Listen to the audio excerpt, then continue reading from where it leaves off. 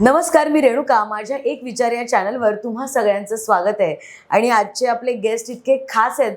खरं तर मला त्यांची ओळख करून द्यायला स्वतःला खूप आवडतंय, कारण की नगरसेवक या पदासाठी जरी ते उभे असले तरी जनसेवक अशी ओळख त्यांनी त्यांच्या कामातून निर्माण केली आहे. आणि असे वसंत जाधव सर आज माझ्या पॉडकास्टमध्ये आहेत. सर, तुमचं खूप खूप स्वागत आहे या पॉडकास्टमध्ये. आणि मी ऑन कॅमेरा सांगते, मी तुम्हाला आधीपासून बघितलंय काम करताना. आणि या मागे खरं तर या आधी मी तुमच्या सोबत एका वेगळ्या पक्षाचा झेंडा बघितला होता. आणि आता तुम्ही घड्याळाच्या काट्यावरती चाललात आणि तुम्ही राष्ट्रवादी काँग्रेस पक्षामधून एक अधिकृत उमेदवार आहात नगरसेवक पदासाठी. सर, हे झेंडे कसे बदलले? नेमकं काय झालं होतं? ॲक्च्युली मी भारतीय जनता पक्षामध्ये गेल्या अनेक वर्षापासून काम करत होतो, परंतु जशी निवडणूक जवळ आली तसं मी उमेदवारीसाठी मागे पडलो. काय झालं तर ते जास्त मला त्यामध्ये खोलात जायचं नाही, परंतु ऐन वेळेला मला अजितदादा पवार गटाकडून राष्ट्रवादी काँग्रेस पक्षाचं घड्याळ हे निवडणूक चिन्ह मिळालं. आणि मला लोकांचा खूप मोठा सपोर्ट भेटला आणि लोकांच्या आग्रहास्तव मी त्या घड्याळ चिन्हावरती निवडणूक लढवतोय, एवढं मी निश्चित सांगेन. पण सर, अंतर्गत काहीतरी झालं असेल, काही नाराजीचा सूर वगैरे असं काही? हो, नाराजी म्हणजे इतक्या वर्ष काम चांगलं करून सुद्धा मला या ठिकाणी उमेदवारी नाकारली गेली. आणि खरं तर लोकांचा खूप आग्रह होता की तुम्ही, कारण इतक्या वर्ष लोकांसाठी काम करत होतो आणि त्या लोकांच्या आग्रहास्तव मी मग तयार झालो, निवडणूक लढवतोय. सर, थोडं या राजकारणात म्हणजे मला थोडक्यात कळलं की जेव्हा माणसाचं काम बोलताना तेव्हा कुठेतरी वरती जे प्रतिष्ठित लोक असतात त्यांच्याकडे वेगळी हालचाल सुरू होते. थोडं मी तुमच्या कामाबद्दल बोलते सर. मी स्वतः बघितलेलं आहे तुम्हाला खूप वर्ष, अनेक वर्ष काम करताना. तर काय एकंदरीत इथून मागचा रोड मॅप होता तुमच्या कामाचा? खरं तर अनेक वर्षापासून मी इथे 20-25 वर्षापासून जवळजवळ सामाजिक कार्यात होतोच मी, परंतु करोनापासून खऱ्या अर्थानं मला त्यामध्ये मला पूर्णपणे मी सेवेत उतरलो. कारण करोनाची परिस्थिती बघितली तर अनेक जण आता जे पुढे येऊ लागले नावं त्यांची, तर ते तेव्हा नव्हते. आणि मग त्या करोना एक मला एक ठसा उमटला की आपल्याला काहीतरी करावं लागेल, आपल्या लोकांसाठी काहीतरी करावं लागेल. आणि तिथून मग मी त्या समाजसेवेमध्ये गुंतत गेलो. कोरोना काळामध्ये बऱ्याचशा गोष्टी केल्या. अगदी त्यांना दवाखान्यात नेण्यापासून लसीकरण असो की अनेक गोष्टी ज्या होत्या कोरोना काळामध्ये लोकांना खूप भेडसावत होत्या, त्यासाठी मी धावून माझ्या वॉर्डमध्ये मी धावून जात होतो.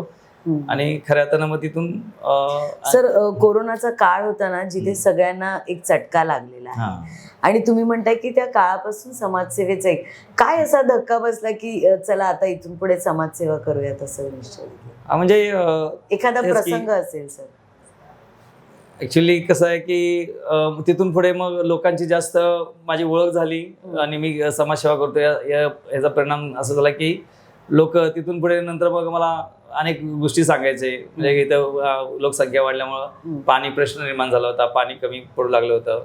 त्याचप्रमाणे काही वेळेला इथे दूषित पाण्यामुळं दूषित पाणी येऊ लागलं होतं. आणि ड्रेनेज लाईन किंवा इतर बऱ्याचशा गोष्टी अशा होत्या की लोक सारखी मला मागे लागले. त्यामुळे मी त्यामध्ये गुंतून गेलो आणि खऱ्या अर्थानं पूर्णपणे समाजसेवेमध्ये मी स्वतःला झोकून दिलं होतं. सर, मी इथे आली तेव्हा मी तुमचा कार्य अहवाल बघितला होता. त्याच्यात अनेक गोष्टी तुम्ही मेन्शन केल्यात आणि कोविड काळातलेही काही फोटोज होते.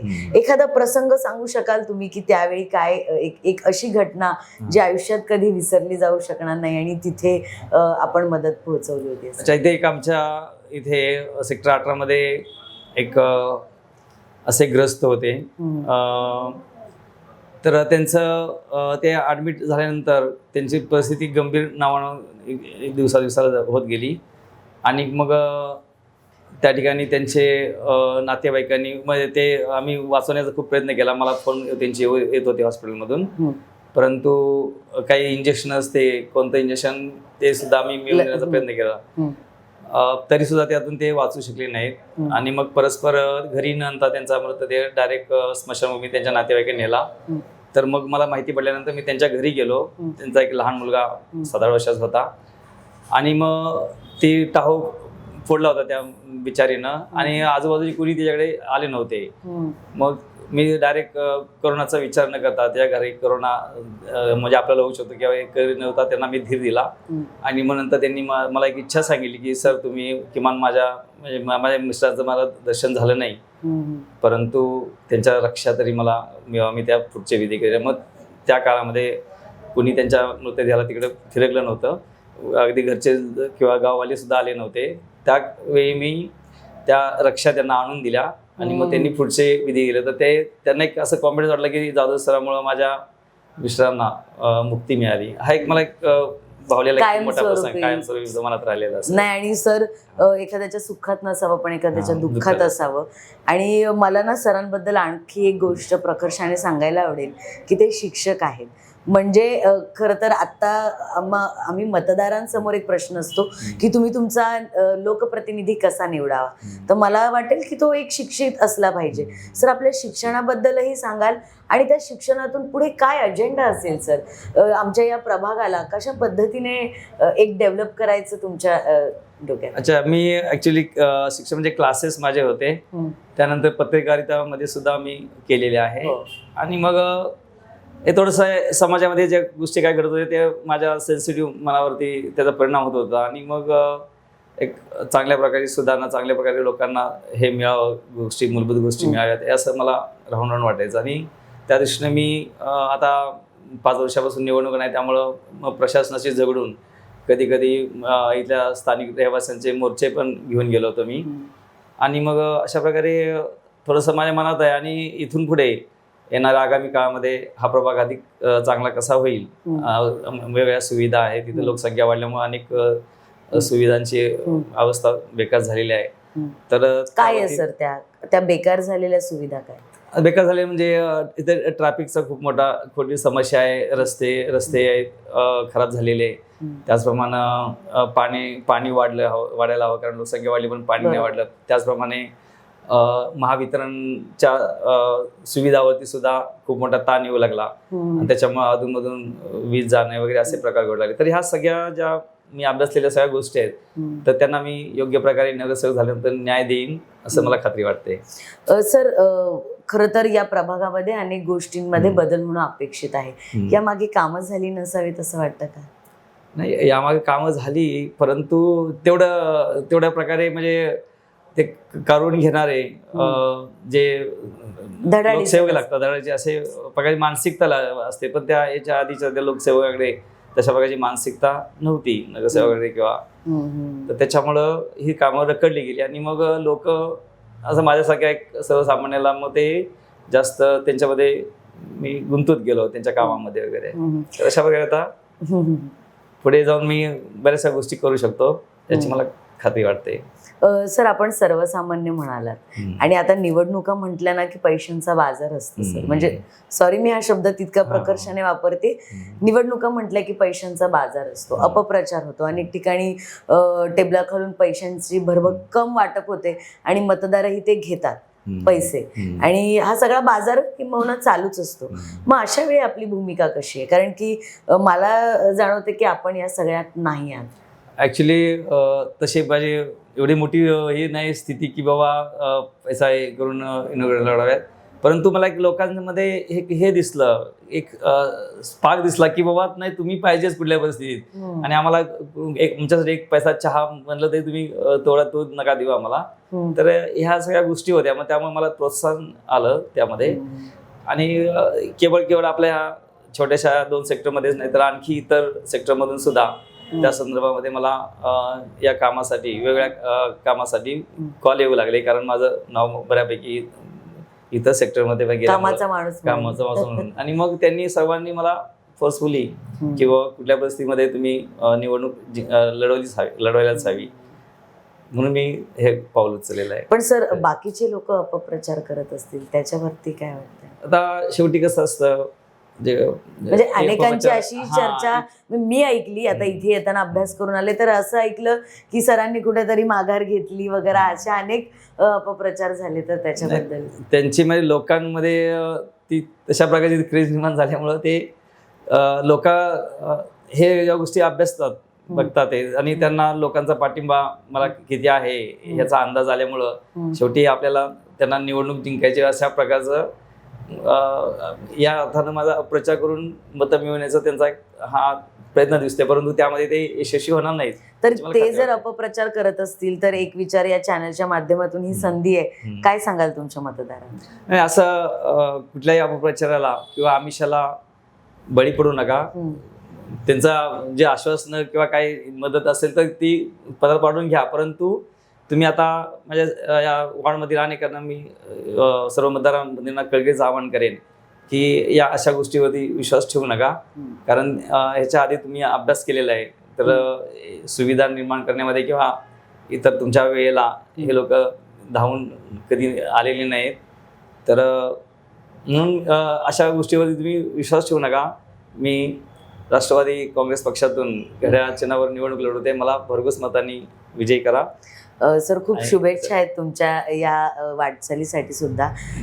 थोडंसं पुन्हा एकदा मागे येते, कामांबद्दल बोलण्यासाठी आपण, आणि मतदारांनाही कामांविषयीच शेवटी मतदान होणार आहे. सर, या प्रभागामध्ये आता येणाऱ्या काळांमध्ये महिलांसाठी म्हणा, तरुणांसाठी, ज्येष्ठांसाठी काही वेगळं आम्हाला पाहायला मिळेल? म्हणजे काय होतं, दरवेळी आश्वासनं दिली जातात, कामं होत नाही. थोडं आपण काही नाही, त्याबद्दल तर माझं प्रॅक्टिकली विचार आहे, कारण मी खूप अभ्यास केला इथं की महिलांना रोजगार, दोन पैसे मिळवण्याची साठी खूप त्यांची तळमळ असते, आणि मी अनेक महिलांना त्यासाठी मार्गदर्शन करत असतो. आणि माझ्या मते तर बचत गटाद्वारे मी ते महिला सक्षमीकरणास प्राधान्य निश्चितच देईल. त्याचप्रमाणे युवकांसाठी सुद्धा जे नोकरी किंवा इतर व्यवसायासाठी सुद्धा त्यांना योग्य ते मार्गदर्शन करण्यासाठी मी तशा प्रकारे व्यवस्था निर्माण निश्चित करेन याची मला खात्री वाटते.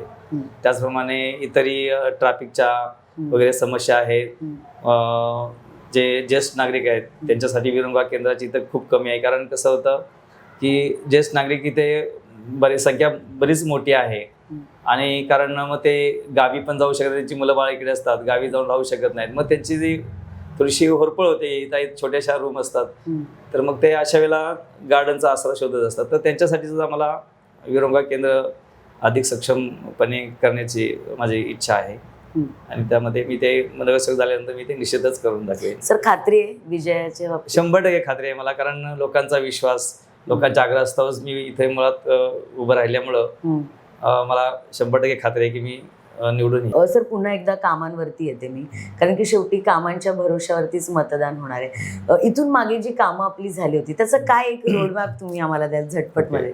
माझा इथे कार्यावल आहे, कार्यावल या ठिकाणी तुम्हाला दिसून येईल. कार्यावलामध्ये की अनेक गोष्टी मी या ठिकाणी केलेल्या आहेत. समजा करोनापासून अगदी धान्य वाटप असो, मदत असो, मास्क वाटप असो, किंवा टॅबलेट्स, आर्सेनिक टॅबलेट्स वाटप असो, लसीकरण असो, तर हे सर्व गोष्टी तेव्हापासून मी करत आलेलो आहे. परत अनेक कोरोना काळ भयानक असल्यामुळे अनेक लोक वाहनं वगैरे टाकून गेली होती, ती समस्या मी मार्गी लावली. त्याचप्रमाणे चोरी वगैरे होत होती अनेक ठिकाणी, तर ते पोलीस स्टेशनला सुद्धा मी लोकांना घेऊन गेलो. त्याचप्रमाणे मधल्या काळामध्ये वीज बिल वाढलेलं होतं, तर त्याच्या विरुद्ध सुद्धा आवाज उठवला. महत्वाचं म्हणजे माझे शिक्षण क्षेत्र असल्यामुळं 10वीच्या विद्यार्थ्यांना काय लागतं ते यासाठी मी व्याख्यान मला की 10वीची मुलं बोर्डाला घाबरलेली असतात, म्हणून इथल्या शेजारच्या जवळच्या शाळेमध्ये मी सलग 5 वर्ष SSC व्याख्यान मला आयोजित केलेले आहे, करत आलेलं आहे. त्याचप्रमाणे आपल्याकडे लोकसंख्या वाढल्यामुळे प्रभागामध्ये कमी दाबाने पाणी पुरवठा होता, तर ते अनेकदा आम्ही निवेदन देऊन महापालिकेला तो पाणी पुरवठा आणि दाब वाढवण्यासाठी त्याची मदत झाली. तर काही वेळेला दूषित पाणी पुरवठा होत होता, तर तो दूषित पाणी पुरवठ्याचं स्तोत्र आम्ही शोधून काढले, कारण इथे प्रशासन होतं त्यामुळं एवढे लक्ष देत नव्हते, तर आम्ही सारखं मागं लावून त्यांच्या ह्या गोष्टी करून घेतल्या. त्याचप्रमाणे वीज वारंवार खंडित होत होती, त्यासाठी सुद्धा आम्ही अनेकदा निवेदनं दिली, फोनवरती बोललो किंवा ते प्रत्यक्ष महिलांचे मोर्चे घेऊन ते सुद्धा आता बऱ्यापैकी स्थिरवरती आलेलं आहे.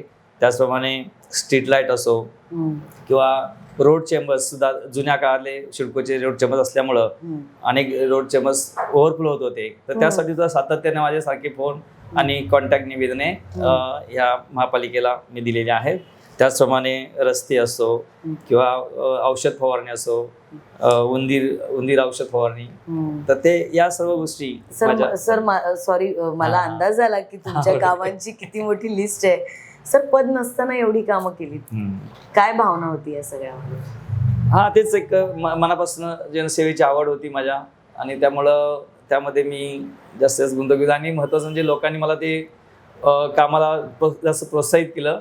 आणि याचा एक परिणाम असा झाला की माझी म्हणजे तेवढी परिस्थिती नसताना सुद्धा लोकांनी माझं ऐकलं नाही, त्यांनी आग्रह केला, त्यामुळे मी ही निवडणुकीला उभारलेला आहे. सर, ऍक्च्युली मी अजूनही खूप पानं बाकी आहेत बघायची कामाची, आणि खूप शुभेच्छा आहेत, कारण की आपला जो लोकप्रतिनिधी आहे तो उच्च शिक्षित असावा, त्याला आपल्या प्रॉब्लेमची जाण असावी, आणि हे एकंदरीतच तुमच्या बोलण्यातून कळतंय. आणि पत्रकारितेची सुद्धा पार्श्वभूमी असल्यामुळे मी सरांना पर्सनली ओळखते, त्यामुळे हा पॉडकास्ट घेताना मला आणखी छान फील होत आहे की या पद्धतीने.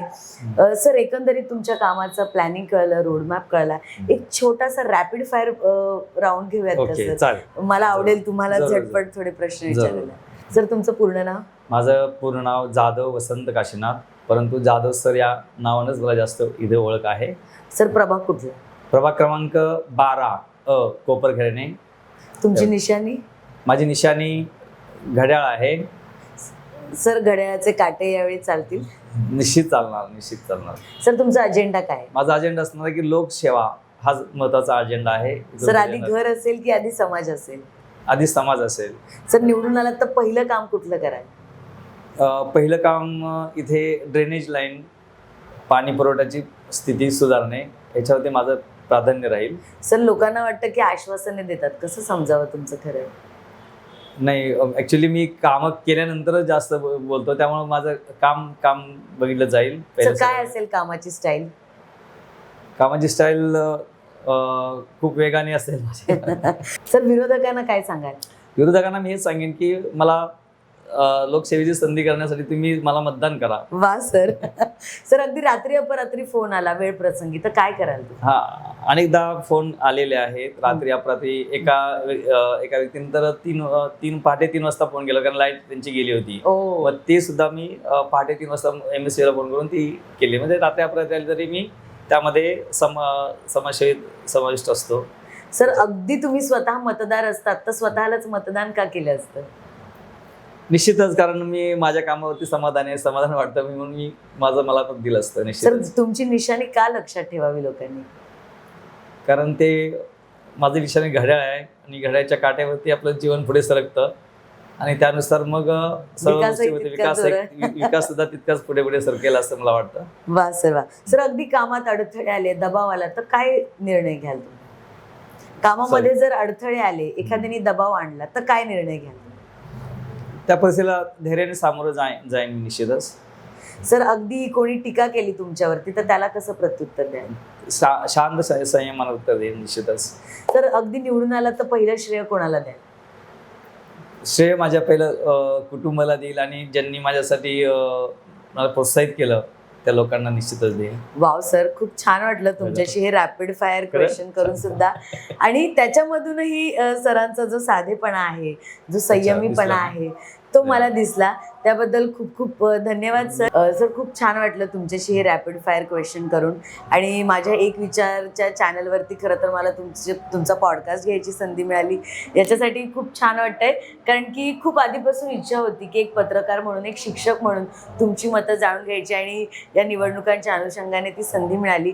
एक विचार या चॅनलच्या माध्यमातून विचार घडवण्याचं काम आम्ही करत असतो. तर जाता जाता 2 प्रश्न आहेत सर. तुमच्या मतदारांना काय आवाहन कराल, आणि एक विचारच्या माध्यमातून एक काय विचार देऊन जाल?